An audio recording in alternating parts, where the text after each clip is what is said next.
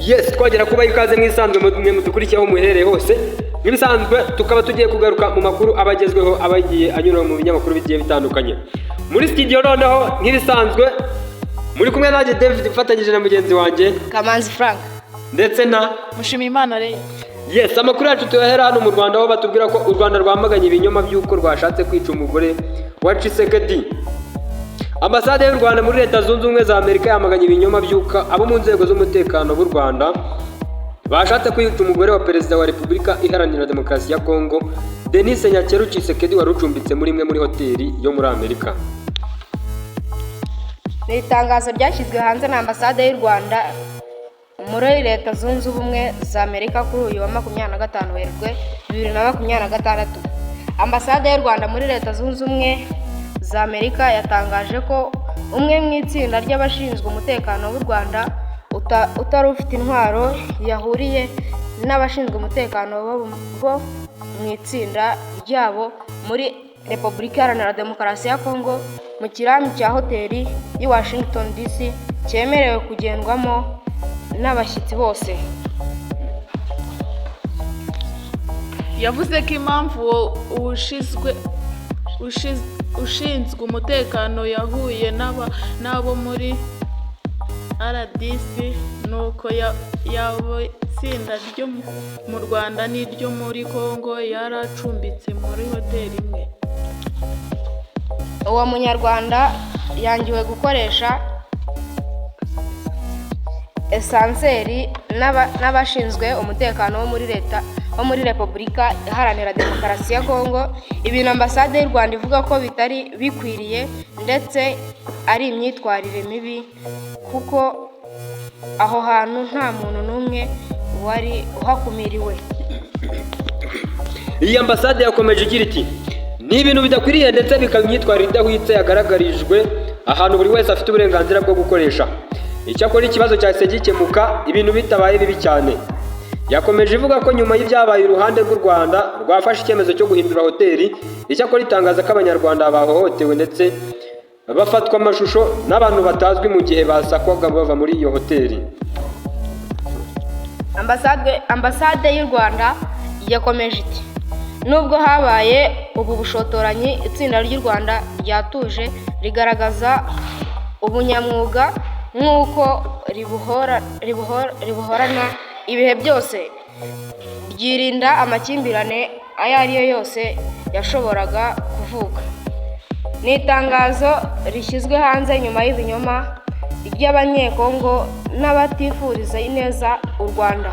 Bivugwa ko inzego z'umutekano zarwo zari zigamije kugirira nabi umugore wa Perezida wa Congo Tshisekedi wari ucumbitse muri iyi hoteli.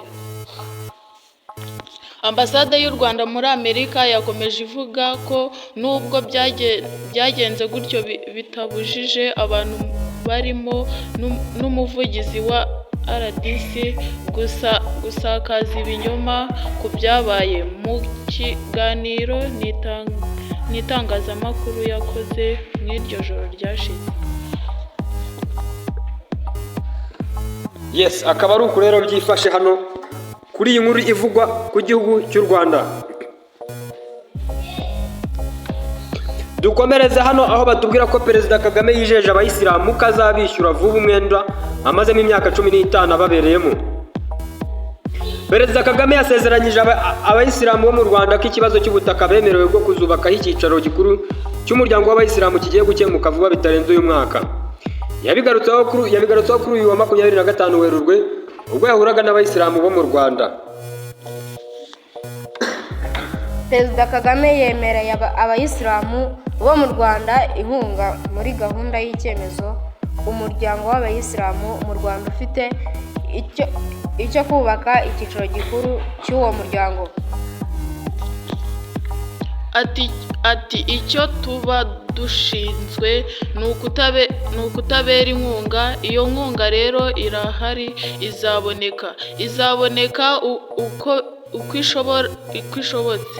Muzangaye gutinda ariko nta guhera. Yakomeje ati hari ibintu twigeze gusezerana naje kumenya vuba aha ko bitakurikijwe uko byari bikwiye. Ubwo ibyo ndabyibaraho nk'umwenda. Hari ibyasezeranyijwe kera mu 2011 byaratinze ariko ntabwo bizahera. Ibyo ndabyitaho vuba.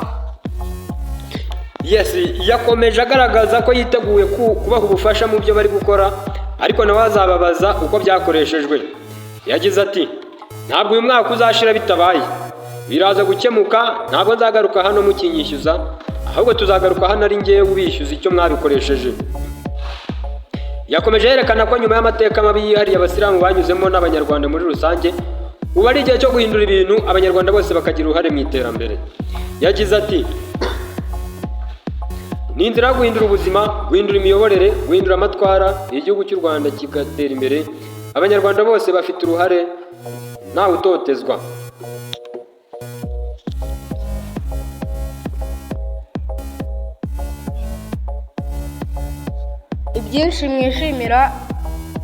Ibyinshi mushimira bishimirwa kubera ko bitari bihari, ariko ubundi iyo umuntu akoze ibikwiye kuba ari byo bikorwa ntabwo aba agomba gushimirwa cyane.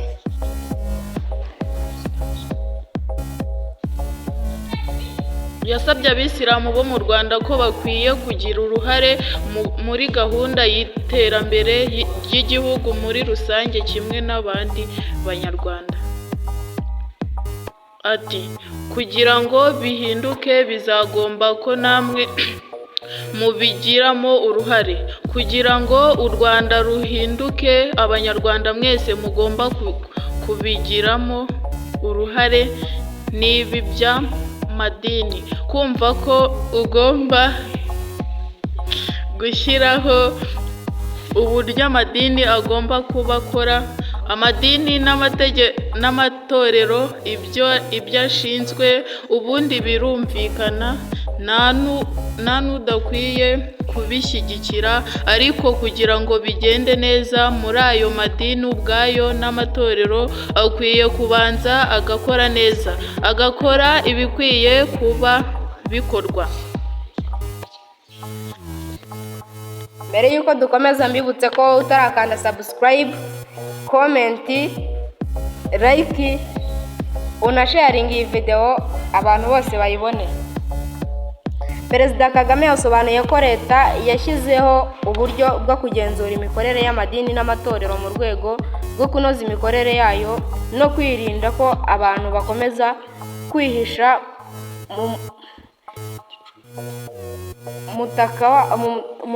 mu mutaka wayo bagamije kunyunyuza imitsi y'abaturage. Ati, u Rwanda, akazi kacu, politike yacu, imiyoborere yacu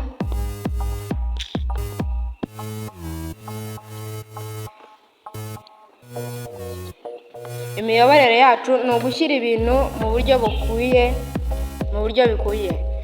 Ntawe tubuza amahoro na busa. Yongeyeho ati, uburyo bwashyizweho n'inzego za leta kugira ngo bifate umurongo muzima. Byari ukubuza abantu, ntabwo byabaye mu bayisilamu gusa, byabaye no mu yandi madini n'amatorero. Ugusanga umuntu yihisha inyuma y'idini cyangwa itorero ashyizeho ikintu kigamije inyungu ze no kwambura abandi.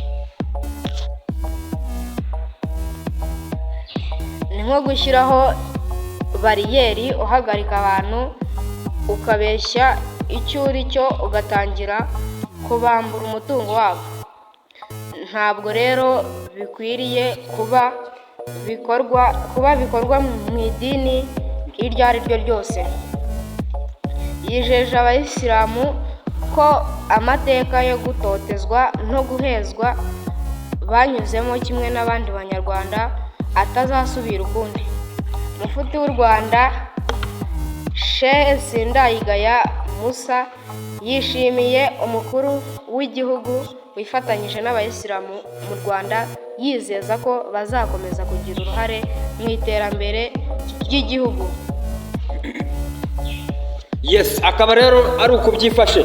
Akaba ari naha rero dusoreje amakuru yacu, ariko wowe wibutsa ko utarakanda subscribe wayikanda, ugakanda like, ugatera comment, ukanasharinga iki kiganiro kugira ngo tujye tubana mu makuru menshi agiye agezweho. Muri studio mwari kumwe nanjye David mfatanyije na bagenzi banjye aribo Kamanzi Frank ndetse na Mushimiyimana Leya. Tukaba twishimiye kwakira umunyamakuru mushya hano kuri iyi channel yacu ya David Talk Sport. Tukaba tubizeza yuko tuzakomeza kuba hamwe nawe. Mukande subscribe niba mumwishimiye, mukande like kugira ngo tujye tubana no mu yandi makuru agezweho. Mukomeze mugire ibihe byiza, Imana ikomeze ibe mu ruhande rwanyu.